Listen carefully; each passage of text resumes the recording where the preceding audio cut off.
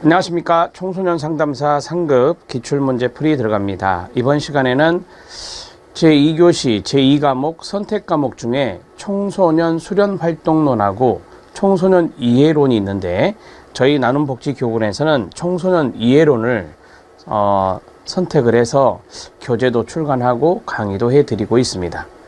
청소년 이해론을 선택한 것은 제가 머릿말에도 좀 썼지만, 청소년 이해론은 발달 심리에 도움이 되고요. 그 다음에 상담 이론이라는 과목이 있잖아요. 상담 이론에서 청소년의 특징 이런 것도 출제가 되거든요. 그리고 청소년 상담사다 보니까 우리의 상담 대상인 청소년을 이해하는 것이 나중에 면접에서도 도움이 많이 됩니다. 청소년 수련 활동론은 청소년 지도사와 좀 관련이 많은 과목이에요. 그래서 제가 청소년 이해론을 콕 집어 선택을 했습니다. 그것을 조금 양해 바라고요. 자, 26번에서부터 38번 문제까지 보도록 하겠습니다. 학자들이 좀 출제가 됐는데, 여러분들이 이전에 나왔던 기출문제들을 잘 점검하신다면은 충분히 다 아실 수 있는 학자들입니다. 그런 것들을 좀 미리 말씀을 좀 드리겠습니다. 자, 26번 들어갑니다. 다음이 설명하는 이론과 관련된 학자는입니다. 뱀, 설리번, 레빈, 로저스, 하트가 있습니다. 자, 뱀은 성도식 이론의 학자입니다. 성도식 이론의 학자고요. 그 다음에 설리번은 대인관계 이론의 학자입니다. 대인관계 이론의 학자. 그 다음에 레빈은 장 이론의 학자입니다. 필드 티어리. 그 다음에 로저스는 인본주의 학자로서 인간중심 상담 이론도 만드신 분이고, 현상학적 이론도 이야기하신 분이죠. 그 다음에 하트입니다. 하트는 참여 사다리 모델이라고 해서 8단계를 이야기하신 분입니다. 이것도 뒤에 기출문제 보면 있습니다. 이번 기출문제는 나오지 않았지만 참여 사다리 모델 8단계를 제시한 분입니다. 시험에 많이 출제되는 파트는 아니라는 것 말씀드립니다. 자, 이렇게 이론 명칭을 적어드린 이유는 이 이론 명칭만 알아도 답이 보입니다. 보세요. 보시면 성역할 보이시나요? 답이 1번이죠. 뱀입니다. 이렇게 정리할 수 있어요. 자, 성역할 개념의 습득 과정을 설명하는 정보처리 이론 중에 하나입니다. 우리가 이제 이 도식이란 말이 있잖아요. 이 도식은 인지와 연관성이 있는 거거든요. 피아제가 스키마라고 하는 도식을 이야기했잖아요. 어떤 사물을 이해하는 이해의 틀, 사물을 이해하는 지각의 틀, 인지의 틀, 그것을 우리는 도식이라 하기 때문에요. 그래서 정보 처리와도 연관성이 있겠죠. 우리가 어떤 것을 인지한다라고 하는 것은 정보 처리 과정을 통해서 할 수 있는 거니까요. 성역할 개념의 습득 과정이란 말이 있는데, 남성의 역할, 여성의 역할, 우리가 보통 젠더라고 하죠. 성역할, 이런 것을 습득하는 그러한 것에 대한 인지적인 구조가 형성되는 건데요. 아동은 성도식을 구성하고 그에 맞는 성역할을 발달시킨다라고 해요. 아, 내가 남자로서 이런 것이 필요하구나. 내가 여자로서 이러한 것이 필요하구나. 라고 하는 것을 아이들이 성도식을 구성한다는 거예요. 그러므로 인해서 그에 맞는 성역할을 발달시킨다. 이렇게 정리하시면 되겠습니다. 되게 어린 시절 장난감을 가지고 많이 이런 성도식이 형성되는데 도움이 되죠. 성에 따라 조직되는 행동 양식을 설명하는 것이다. 이게 바로 성도식이다. 이렇게 정리하시면 되겠습니다. 이렇게 정리하세요.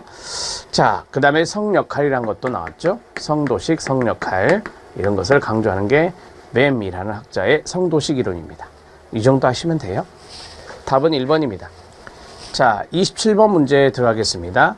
기성세대의 생활 양식을 거부하고 저항적 실천으로 새로운 문화를 추구하고자 하는 청소년 문화의 특징은 뭐냐? 미숙한 문화, 물질 문화, 정신문화, 대항문화, 주류문화. 당연히 이거겠죠. 제가 키워드에 동그라미 쳤잖아요. 거부, 저항. 이것은 대항과 연관성이 있어서요. 기성세대의 생활 양식을 거부, 저항하는 실천이다. 그래서 새로운 문화를 추구하고자 하는 것이 바로 대항 문화가 되겠습니다. 이런 문제를 틀리시면 안 되겠죠. 자, 여러분들 27번에 해설을 보시면 제가 대양 문화를 쭉 써드렸어요. 로스 자크라는 분이 나옵니다. 캘리포니아 대학교 역사학 교수 로스 자크가 대양 문화 만들기라고 하는 저서에서 처음으로 이 대양 문화라는 단어를 썼다라는 대목이 나와 있습니다. 자, 그리고 맨 마지막 부분을 보시면 문항 분석 말고요. 지금 대양 문화에 대한 이야기의 박스를 보고 있습니다. 맨 마지막 부분을 보시면 밑에서 즉 거대한 기계의 부속품으로 전락해가는 획일적인 인간성을 거부하고 비인간적인 현대 문명의 위기에 대항하는 꿈이나 환상이나 에토스, 에토스는 우리가 공감이나 신뢰, 공감이나 신뢰를 바탕으로 하는 어떤 성품, 인품을 에토스라고 이야기합니다. 자, 그 다음에 유토피아. 유토피아는 이상적인 사회를 말하는 거죠. 이것 등을 일종의 시대정신으로 간주하여 광범위한 사회운동의 대안으로 대양 문화를 제시했다. 앞에서 말씀드렸던 로스자크라는 교수가 이런 대양 문화의 저서에서 이렇게 이야기하고 있습니다. 자, 좀 더 팁으로 말씀을 드렸고요. 자, 문항 분석을 보면 미숙한 문화는 아시죠? 성인들의 입장에서 청소년 문화를 봤을 때 미숙하게 보는 걸 말합니다. 그 다음에 쭉 내려와서 주류 문화를 봐주세요. 주류 문화를 보면 지배 문화라고도 하죠. 주류 문화가 사회적으로 영향력 있는 집단에 의해서 향유되는 문화를 주류 문화 이렇게 말하고요. 사회적으로 영향력이 없는 집단에 의한 것을 비주류 문화 이렇게 말합니다. 참고적으로 알아놓으시고요. 우리 시험에 나온 게 또 물질 문화와 정신 문화거든요. 물질이 있고 정신이 있고 둘로 나누어지죠. 그리고 정신 문화가 다시 관념 문화와 규범 문화로 나누어지는데 이것도 최근에 시험에 출제가 됐거든요. 물질 문화는 아시죠? 물질 문화는 거기에 보면 기본적인 욕구를 충족시키기 위해 필요한 용기나 도구나 어떤 사용의 기술 이런 것들이 바로 물질 문화다 이렇게 말할 수 있어요. 자, 정신 문화는 비물질 문화라고도 해요. 그래서 물질 문화 반대편에 있는 게 정신 문화가 되겠는데 규범 문화와 관념 문화로 이야기할 수 있습니다. 자, 우리가 살아가는데 사회 제도가 있죠. 윤리적인 규범이 있어요. 풍습이 있어요. 이런 것들이 바로 규범 문화다 이렇게 말을 하고요. 그 다음에 관념 문화는 우리가 이제 종교의 교리나 예술이나 창작이나 아니면 이데올로기라는 이념이나 이런 것들이 다 관념 문화가 되는 것입니다. 이렇게 해서 정리해 놓으시죠. 자, 됐습니다. 답은 4번입니다. 28번 문제에 들어갑니다. 28번 문제는 청소년 발달을 설명하는 이론과 학자의 연결이 옳은 것을 모두 고른 것은입니다. 마그렛 미드 유명하죠. 마그렛 미드의 문화 인류학자인데요. 문화 인류학적 이론. 네, 맞습니다. 자, 이 문화라는 단어가 들어가야 돼요. 문화가 중요한 단어가 됩니다. 홀의 재현 이론. 네, 맞습니다.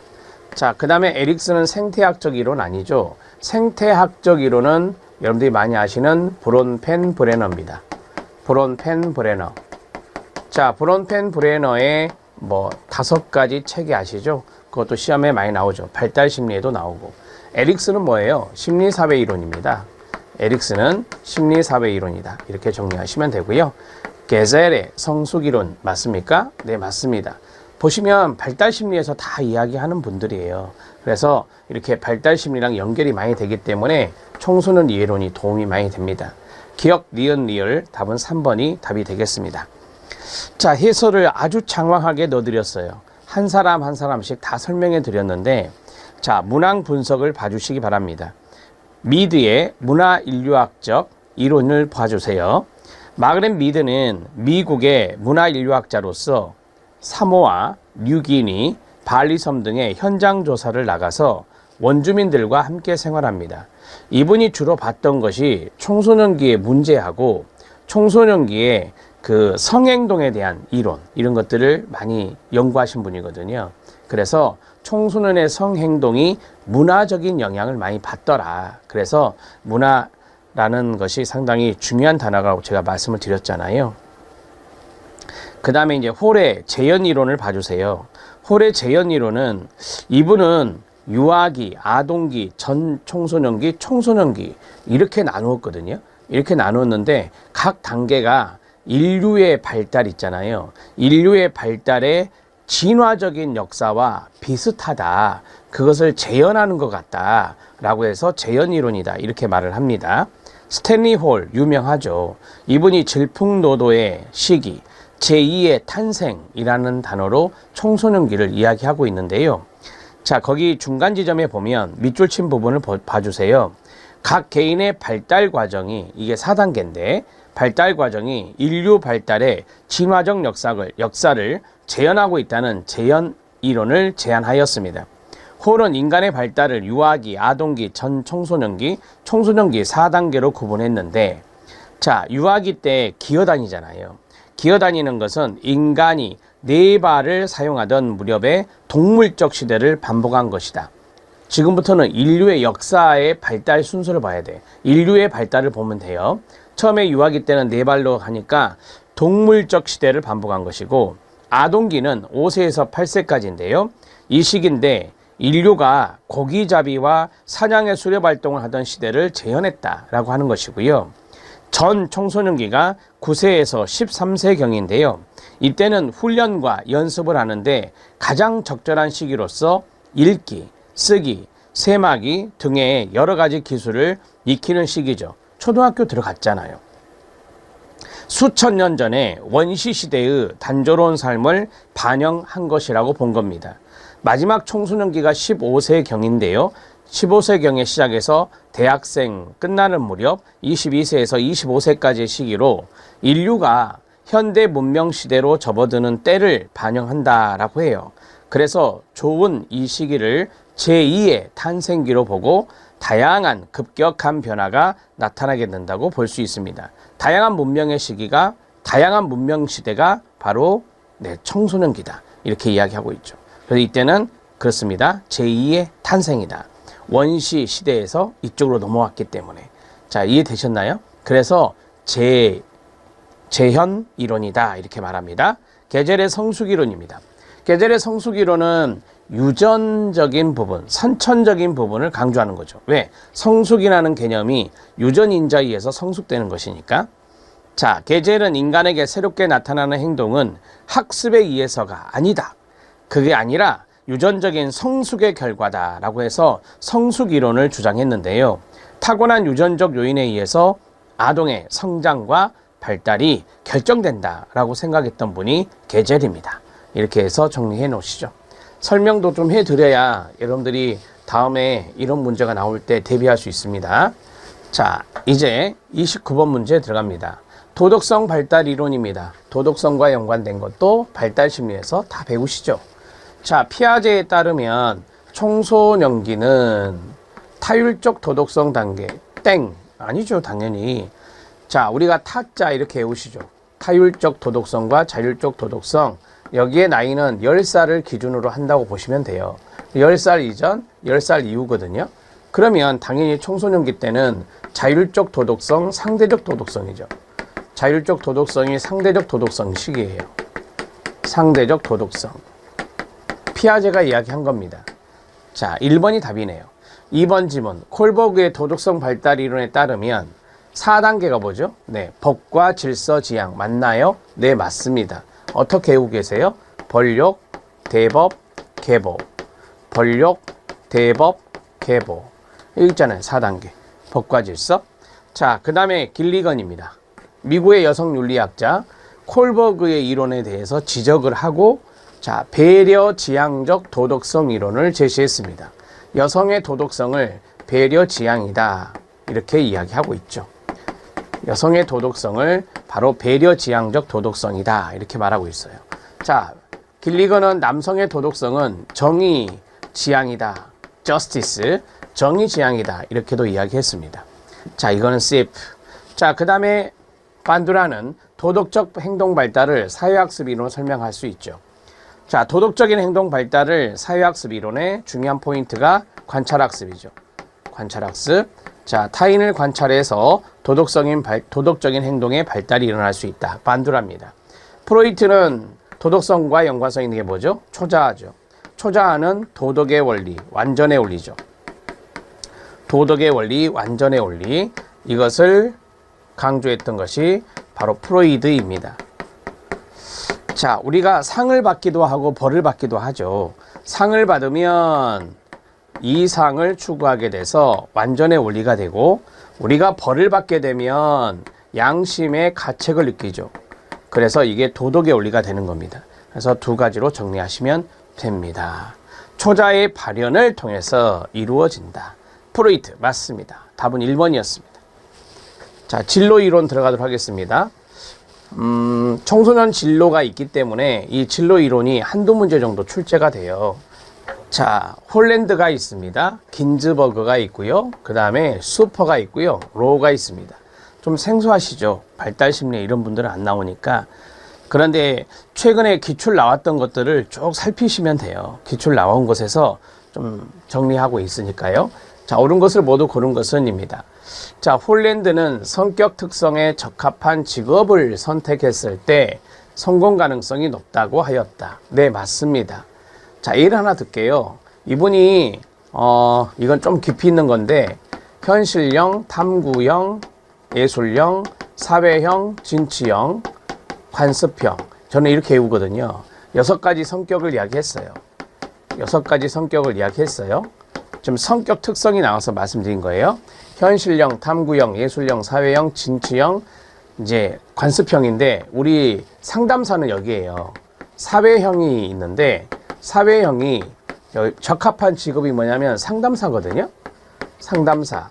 자, 그러면 성공 가능성이 높다, 낮다? 높다라고 하는 거죠. 성격하고 직업하고 맞아 떨어졌잖아요. 그래서 성공 가능성이 높다라고 말하는 거예요. 그러면 이 사회형하고 상극이 뭐냐면 현실형이거든요. 현실형은 되게 엔지니어들이 여기에 들어가요. 현실형이 상담사를 한다? 그러면 성공 가능성이 낮겠죠. 뭐 이런 것을 이야기해 볼 수 있겠습니다. 긴즈버그입니다. 긴즈버그의 직업선택 이론에서 현실적 시기가 있는데 11세부터 17세까지 해당된다. 틀렸습니다. 자, 긴즈버그는 환잠현 이렇게 외우거든요. 환잠현. 첫 번째가 환상기, 그 다음에 잠정기, 그 다음에 현실기입니다. 이렇게 해서 3단계로 이루어져 있어요. 자, 나이가 어떻게 되냐면요. 환상기가 11세 미만입니다. 11세 미만. 자, 그러면 11세부터 시작하는 게 이거겠죠. 11세부터 시작해서 17세가 됩니다. 미만. 자, 여기 있는 현실기가 17세 이상입니다. 17세 이상. 이렇게 정리하시면 되거든요. 그래서 11세에서 17세니까 딱 가운데인 바로 잠정기다. 이게 아니라 잠정기다. 이렇게 정리할 수 있습니다. 자, 그 다음에 수퍼의 이론에서 직업 선택은 이분이 진짜 강조했던 게 자아라는 거거든요. 자아나 자아 개념. 그래서 직업 선택은 자아 개념 발달과 밀접한 관련이 있다. 이렇게 수퍼는 이야기하고 있습니다. 자, 꼭 외우세요. 수퍼자, 수퍼자 이렇게 외우셔도 문제 푸는 데 도움이 됩니다. 수퍼는 자아나 자아 개념을 엄청 강조했던 분이거든요. 자, 로우입니다. 여기 보면 특성 요인 이론 있죠. 특성 요인 이론은 파슨스와 윌리엄슨이 여기에 들어갑니다. 파슨스와 윌리엄슨이 특성 요인 이론의 학자고요. 자, 로우는 욕구 이론의 학자입니다. 로우는 욕구 이론의 학자. 자, 이렇게 정리하시면 돼요. 자, 그러면 정리해 드릴게요. 여기 틀렸으니까. 자, 기억과 디귿이죠. 답은 2번이 답이 됩니다. 자, 진로 이론에 해당되는 것은 한두 문제 정도 출제가 되는데 대개 한 문제 정도 나오더라고요. 그래서 기출문제에 나와 있는 걸로 정리를 쭉 해보세요. 안 나올 때도 있었지만 일반적으로는 한 문제가 출제되는 것 같습니다. 자, 그 다음에 31번 들어갑니다. 다음에 해당되는 소비입니다. 이거 시험에 많이 나왔어요. 베블렌 효과라고 하는데 베블렌에 의해서 주장된 개념인데요. 자, 이거 지문 보면 이해됩니다. 소비는 상품의 효용 가치보다 사치나 낭비를 통한 사회적 인정을 목적으로 한다. 그래서 소비한다. 자, 일부 청소년들은 타인에게 보여주기 위해서 유명 상표의 옷을, 명품이랄까요? 유명 상표의 옷을 사는 경향이 있다. 이거 아닙니까? 과시소비. 답은 2번이죠. 이해되셨죠? 네. 이 과시소비를 베블렌 효과라고 한다. 과시소비를 베블렌 효과라고 한다. 이렇게 정리를 하시면 돼요. 자, 31번 문제. 해설을 잠깐 봐주시기 바랍니다. 31번 문제 해설에서 여기 안에 다른 지문, 모방 소비, 충동 소비, 동조 소비, 계획 소비를 넣어드렸거든요. 거기에 모방 소비를 보면 유행이나 타인의 소비를 맹목적으로 쫓아가는 겁니다. 흉내내는 거다라고 보시면 돼요. 자, 그 다음에 충동 소비, 계획에 없는 물품을 충동적으로 구매하는 것이죠. 동조 소비, 나 필요한 거 아니거든요. 필요한 거 아닌데 다른 사람과 동일시하거나 소외되지 않으려고 하는 겁니다. 그게 바로 동조죠. 우리가 보통 또래 집단에 동조하는 것을 동조 압력이라 하는데 거의 비슷한 맥락으로 생각하시면 됩니다. 자, 그 다음에 계획 소비입니다. 나 필요에 의해서 계획적으로 사는 겁니다. 아주 바람직한 소비, 계획 소비 이렇게 정리할 수 있겠습니다.